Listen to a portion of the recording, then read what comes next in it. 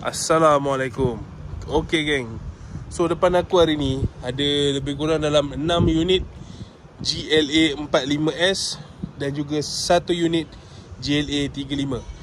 Okay, so untuk first unit kita ada GLA 35 tahun 2020. Yang ini kita buat promosi pada harga RM206,000 sahaja. Okay, RM206,000 sahaja. Alright, so untuk unit yang kedua kita ada GLA 45S. Yang ini GLA 45S tahun 2021, warna silver. Okey, yang ini kita promo pada harga RM263,000 sahaja. Okey. Dan unit yang ketiga kita ada GLA 45S tahun 2021. Yang ini kita nego pada harga RM269,000. Okey, RM269,000 sahaja. Alright, so dua unit ni harga yang paling rendah dalam pasaran. Sebab dua unit ni dah sampai dalam showroom lebih kurang 6 bulan.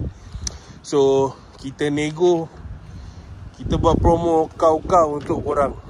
Alright, so untuk unit seterusnya kita ada GLA 45S juga tahun 2021. Yang ini 308. Okay, so tiga unit ni antara unit yang baru mendarat pada awal tahun itu. Okay, so yang ini tahun 2021 308,000. Warna biru 2020 269,000 sahaja. Okay, 2020 269 sahaja. Alright, so the last unit kita ada warna merah tahun 2020 juga. Yang ini kita jual pada harga RM299 sahaja. Okay, so harga kita masih boleh bincang lagi. Kita boleh runding. Korang boleh datang view dulu kereta. Mana yang korang berkenan, kita lock, kita booking, harga kita bincang dan kita terus ambil loan.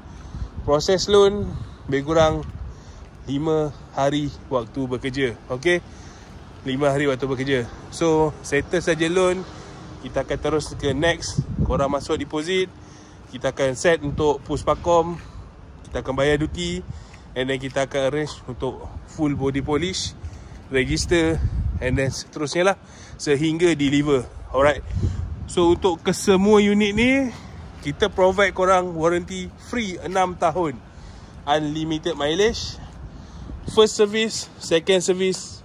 Korang datang je panel, kita free service. Tapi mostly yang first service kita dah buat siap-siap lah sebelum kita deliver.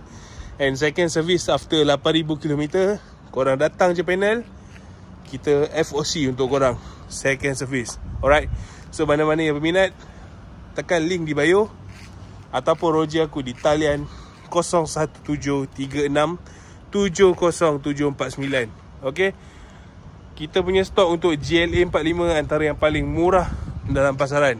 Alright, so harga kita boleh bincang. Promosi hari raya sehingga hujung bulan 4. Mana-mana yang berminat, roji sekarang selagi stok masih ada guys. Alright, Assalamualaikum. Mana yang masih sambung beraya, selamat hari raya. Okay, ciao.